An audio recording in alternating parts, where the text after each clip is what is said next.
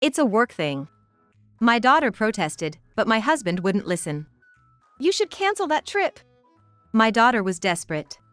She is trying to persuade him to stop. We had plans to go out, just the three of us this weekend. I even turned down an invitation from my friends for this. It seemed like my husband felt a bit guilty after hearing our daughter's plea. But unfortunately, it looked like he wasn't going to cancel. Of course, I had rearranged my work schedule for this weekend, so I couldn't help but glare at my husband. How could a trip be so important that he couldn't cancel it even when our only daughter is begging him? Every weekend, it's either entertaining golf, working overtime on holidays, he's always going somewhere, and this weekend was supposed to be our time together. My husband looked at me as if to say, "You understand, right?" But I just couldn't understand, feeling my affection for him cooling off. I'm Emily Johnson, 38 years old. I am living with my husband, Kyle, and our daughter, Bella. We bought a condo near our workplace and had been living happily together. Kyle works for a well-known large corporation. As he's getting older, he's being entrusted with bigger projects as a mid-management level employee. I work for a client company of his corporation. I returned to work after maternity leave and am now in a decent position. Since both of us are working, we're not struggling with money, and we've enjoyed traveling and dining out as a family of 3. Our daughter is such a good kid, not just because I'm a doting parent. Kyle dotes on her too. Unlike the common saying that daughters tend to dislike their fathers at some point, our daughter loved her dad. And we were grateful for our life every day. However, not everything was perfect. My husband doesn't do a single household chore. I could somehow accept handling everything during my maternity leave. But things didn't change even after I returned to work. I was burdened with caring for our daughter, preparing meals, cleaning, and laundry. Feeling at my limit, I asked my husband to at least help out with half of the childcare or household chores. But he replied annoyingly, "I earn enough that you could quit your job if you wanted. If you don't like it, you should just quit." Bluntly, he refused. Looking back, I might have been experiencing something like postpartum depression.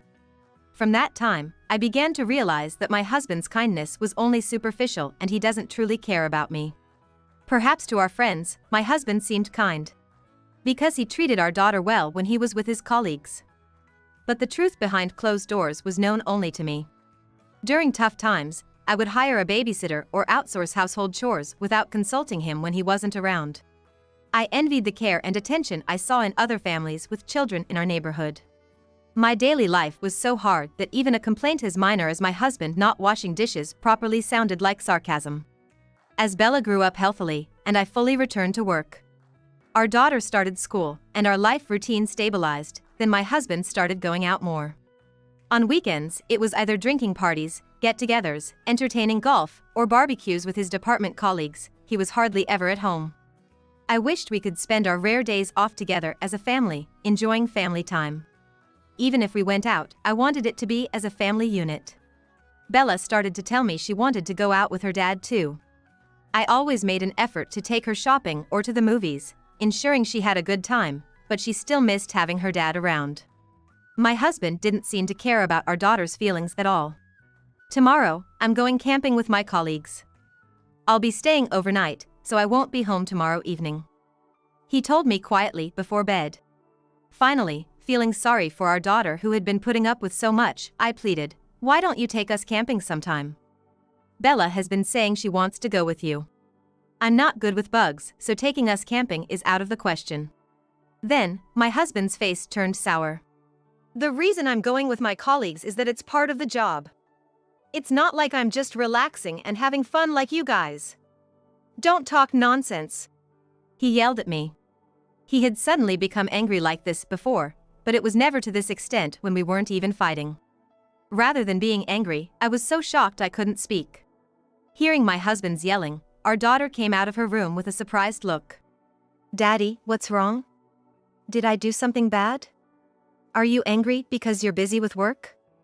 Let's play together again on your day off," she said as she hugged him tightly. Feeling guilty after being confronted by our daughter, my husband mumbled an apology and went into the bedroom. Left in the living room, I was frustrated and couldn't come to terms with what had happened. Sure, he's been popular since college, known for being the life of the party, and admired by both men and women. I envied that skill, which I didn't have. Thinking about it, it seemed unreasonable to be upset about that aspect of him. Considering how he was relied upon at work just like before, it wasn't surprising. Although I felt unsettled, I thought it was wrong as a wife to deny my husband's strengths and decided not to pursue it further. After seeing our daughter's lonely face, my husband started reducing his weekend outings. She was building a good relationship with her father. However, the decrease in his outings didn't mean he started helping with household chores. We just went out as a family occasionally. As usual, most of the childcare and housework fell on my shoulders. My dream of doing simple chores like cooking dinner together or working on trendy DIY projects to make storage shelves seemed unlikely to come true. Yet, our daughter, being a teenager, seemed to enjoy going out with the three of us, always begging her father to take her places. He seemed not entirely opposed to the idea, planning a trip to the amusement park next month with her. I always watched these scenes with a smile. Today, after a long time, my daughter and I went to the shopping mall alone. Why alone? Because my husband had left the house in the morning to hang out with his colleagues after a long time. Going out just with my daughter was a lot of fun, chatting away like sisters as we visited various stores. When my husband is there, I can't fully enjoy browsing the mall because I feel bad for leaving him out. It was when my daughter said, "Let's eat something delicious," and we were walking through the food court. I saw the profile of my husband, who I had seen off in the morning. As I chased after him, calling out, I noticed a young woman beside him. Seeing me frozen in shock, my daughter seemed to realize too. "Mom, is that?" I felt like I was about to collapse. My daughter's face looked like she was about to cry. He said he was going with a colleague, so maybe that's who it is. Trying to stay calm, I spoke to my daughter. No way. Even I can tell. It's obvious, Dad is cheating. Actually, I've been suspecting it for a while but didn't tell you. I was even more shocked by my daughter's words. I thought he was just hanging out with colleagues, but was it just my own obliviousness? Overwhelmed with disbelief, my daughter added. Actually, I've sometimes snooped on Dad's phone. You didn't suspect, so I pretended not to know, but I've seen messages that seemed like he was cheating. I was astonished and looked intently at my daughter. She knew but kept up appearances for my sake. I felt an immense sense of guilt, even though it wasn't my fault. Look, Mom. Now's our chance. We need to catch Dad in the act of cheating. We should gather evidence first. We can decide what to do afterward. Pulling my reluctant hand, we followed my husband. He was sitting at a travel agency counter with that woman. Passing by them unnoticed, we saw a page for a trip to Hawaii open on their table. They were leaning in close, giggling and planning their trip as if they were a couple about to go on a romantic vacation. We never even talked about going on a trip together, but there you are, happily planning one with your affair partner. It's heartbreaking to think that you were once happy just going to the local amusement park with us. I wanted to cry out loud, but I couldn't do that in front of our daughter. I was just numb. I don't even remember how we got home. They say you can lose your memory from a severe shock, and that was exactly what happened. The first thing that brought me back to reality was hearing our daughter's voice saying, "Dad said he suddenly has a drinking party, so he'll be home late. So we should go to bed first." Sorry. Half a month later. My husband casually mentioned, "I'll be going on a trip for a week starting tomorrow." When asked where, he said it was a company retreat. That so-called affair trip, I muttered in my heart. This is sudden. Who are you going with? I managed to ask calmly as usual. It's a company trip. Just going with the usual colleagues. He replied, still lying through your teeth. While thinking he was a big liar at heart, I was also curious to see how he would try to deceive me this time. Our daughter came in upon hearing our voices. Dad, what are you talking about all of a sudden? We were supposed to go out together tomorrow, remember? She probably knew it was an affair trip too. She tried desperately to stop him, more than she ever had. But her efforts were in vain. Normally, her attempts to persuade him was successful, but not this time. It's a work commitment. He continued to deny. You should really cancel that trip. She urged again. I was silently listening to the exchange, heart pounding. Sorry, let's go out when I'm off work next time. Work commitments are important too. That was the last straw for me. It wasn't just my daughter, I had hoped he would listen to this advice too. If he had, maybe I could have forgiven the affair. But now, I felt nothing, no anger, no sadness. It was just like a gaping hole in my heart. Completely oblivious to our feelings, my husband started preparing for his trip the next day. And the following morning, he left early. After a week, he returned late at night. Seemingly in high spirits. Probably a bit drunk. You know, my colleague Jonathan. He started with a fabricated story. Once he finished, he quickly said he was tired and headed straight for the bedroom. I sighed while packing up, telling myself this was the last time. The next day, still looking tired, he went to work, saying something like, "I wonder if everyone will come to work in good spirits." Unaware of what awaited you. An hour after you should have arrived at work, my phone rang. What did you do? I got to work, and they told me I'm fired. He was furious. Surely after a harsh scolding by his boss. And also he should had cold looks from his subordinates. It was only natural, considering I had laid the groundwork while you were away on your trip. I don't know what you're talking about. I have to go to work now, so don't bother me. I cut off the call definitively after stating my piece. I presumed he knew I was playing dumb, but being harangued over the phone was just annoying. A few hours later, my husband stormed into my workplace, fuming. I was told I'm fired for going on a week-long affair trip without permission. What's this all about? Rewinding to half a month ago. Still reeling from the shock, my daughter said to me, "Mom, I'm on your side. I've even taken photos of all his affair messages, just in case they might come in handy." Apparently, she had seen him openly reading messages from his mistress when he thought no one was watching. She had taken pictures with her phone. She knew his password and had been unlocking his phone to monitor him while he was away.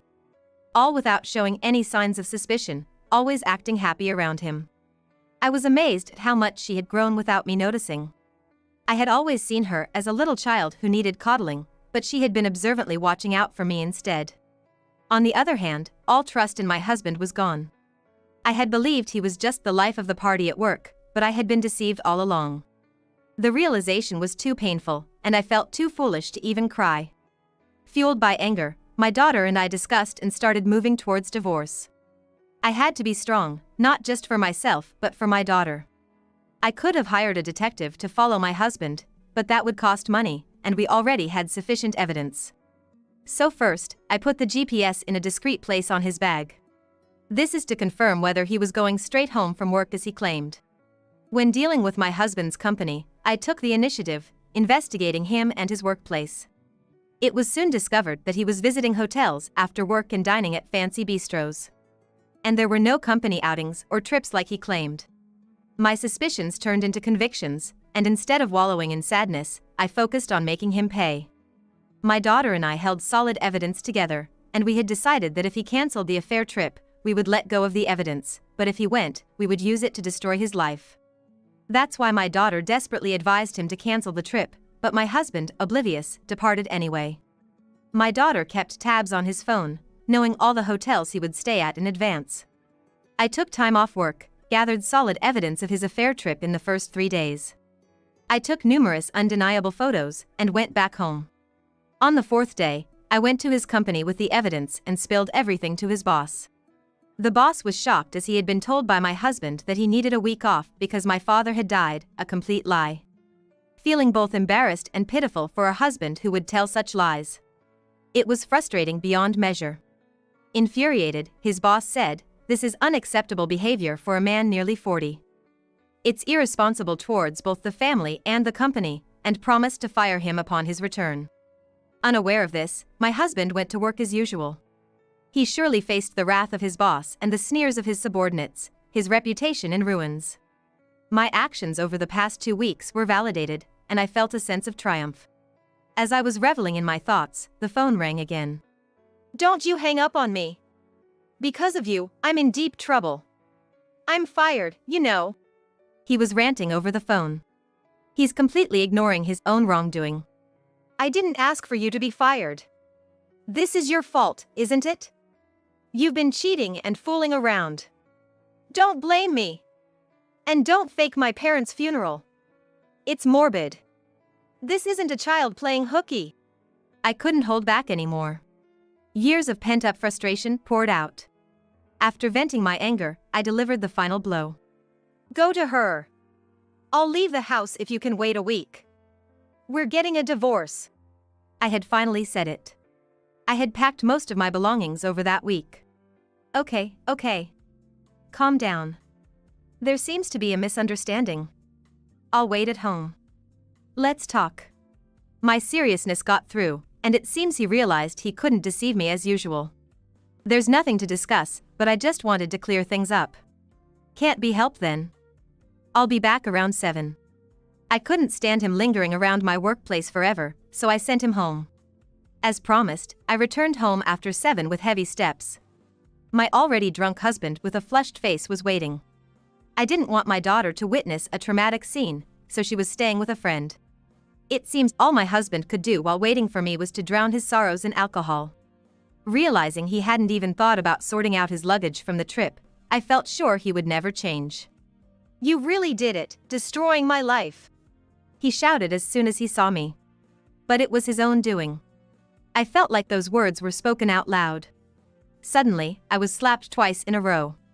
For a moment, I didn't realize what had happened, but the stinging in my face made it clear. Out of fear, I grabbed a cushion and a book nearby and threw them at him. Stop! Calm down! Please! Just when I felt in danger of being hit again, a man burst through the front door. My father-in-law came in and stopped my husband. You've really done something terrible now. And to hit your own wife. My mother-in-law came in hurriedly after him. This stupid son, she said, hitting my husband while crying. My husband was shouting, blaming everything on me, but my father-in-law yelled back, "You're the worst. You caused all this." Then my own parents came in, asking, "Are you okay?" Seeing my face, my dad understood what had happened and lunged at my husband. What have you done to our precious daughter? You've hurt her both mentally and physically. He was beside himself.